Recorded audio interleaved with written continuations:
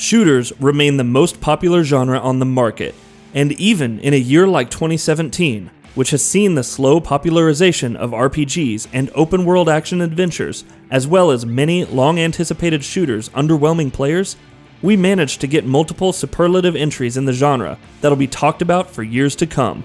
Now, we'll recognize the best of them. And the nominees are PlayerUnknown's Battlegrounds on PC. The biggest sensation of this year has been PlayerUnknown's Battlegrounds, the multiplayer battle royale title that launched in early access on Steam unassumingly earlier this year, and then went on to break just about every single record in the book from there on. Sales are way above 20 million, hugely impressive. With the recent release on Xbox, all eyes are on it now. Will it manage to blaze as many trails on console as it did on PC? Let's hope that happens. Microsoft could use a major hit like this being exclusive to their console after all. Uncharted: The Lost Legacy. Naughty Dog's follow-up to Uncharted 4 was better than it had any right to be. Freed from the shackles of following Drake's increasing emotional baggage, the new game instead follows Nadine and Chloe on their adventures through the Western Ghats in India, delivering a short, snappy, and well-paced and fun adventure that took on the best qualities of Uncharted 4's gameplay to deliver one of the standout games of the year. Cuphead. Truly the Dark Souls of shooters, and we don't mean that as a joke. This side-scrolling run-and-gun game is exacting and brutally difficult, relying on pattern recognition and all too eager to punish sloppy players. Cuphead is a marvel. The gorgeous art is probably what'll catch your eye first, but it'll be the incredible gunplay and the thrill of conquering a hard boss that'll keep you playing for days to come. Tom Clancy's Ghost Recon Wildlands. GTA with friends. That's the pitch of Wildlands, which puts you in an open-world reimagining of Bolivia and lets you buddy up with friends for all sorts of co-op mayhem. Mechanically, Wildlands is sound, if unremarkable, but it is the life it takes on when you play it with friends that makes it stand out. Throw in exceptional post-launch support, such as the newly added PvP mode, and this is doubtless one game we will be talking about for a while to come. Call of Duty World War II. After a few off years, Call of Duty roared back into form this year, returning to its World War II roots and reminding us all why we fell in love with this franchise to begin with. Featuring a cinematic, thrilling campaign, combined with an excellent multiplayer offering, with some truly forward-thinking ideas, Call of Duty World War II is without a doubt one of the best shooters of 2017. Destiny 2.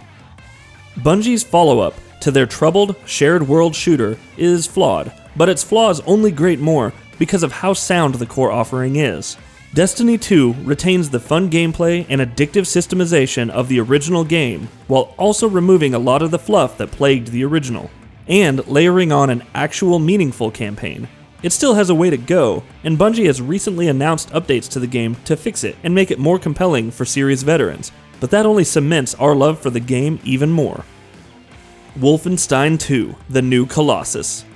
Bethesda and Machine Games followed up on the 2014 Wolfenstein with The New Colossus, and the new title lives up to the legacy of the original game, creating a terrifyingly realized rendition of an alternate history in which the Nazis won, and pairing it with some high-octane action. Wolfenstein 2 is a gloriously fun shooter, which has something meaningful to say, something that is increasingly rare in today's day and age.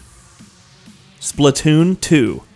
Nintendo's follow-up to their hit Wii U multiplayer shooter takes everything that was great about the original and delivers it as is on the Nintendo Switch, but it adds some twists of its own. Whether via way of the minor quality of life improvements, or the excellent Salmon Run co-op Horde mode, or a great new campaign, or the amazing post-launch support, which has continued to add hundreds of new weapons, gear pieces, and many new maps, all for free.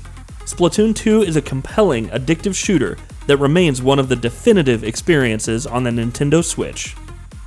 Metroid: Samus Returns. Metroid Prime 4 may be a ways away, but Nintendo brought back Samus Aran in a big way with the fittingly titled Samus Returns, a remake of Metroid 2: Return of Samus for the Nintendo 3DS. More of a reimagining in the framework of an older game than it was a remake, Samus Returns reminds us of why the Metroid franchise was so great and beloved to begin with, by sidestepping the loss of focus and vision that had plagued the last few entries in the series, and by delivering a pure, compelling Metroid adventure, and one of the best shooters of the year. Sniper Elite 4. The long-running fan favorite Sniper Elite 4 returned for its 4th outing this year, and delivered the best entry of the series yet, adding in the scope for emergent dynamism from something like the Phantom Pain, with the excellent gunplay and stealth the Sniper Elite series has always been known for. This is one game that deserves all the love and recognition that it can get, because, warts and all, it's truly unique and compelling. Nex Machina. Nex Machina will be Housemarque's last arcade twin-stick shooter, but what a way it is to sign off. Taking the same formula that made Resogun, Alienation, and Dead Nation so bloody compelling and thrilling, Housemarque has delivered a frenetic, frantic shooter that demands a kind of mastery of the game's rhythm that you can only get by relentless practice, truly in the tradition of old arcade games. It's not a stretch to say that Nex Machina is one of the best games of the year on PS4, and that's really saying something. Prey.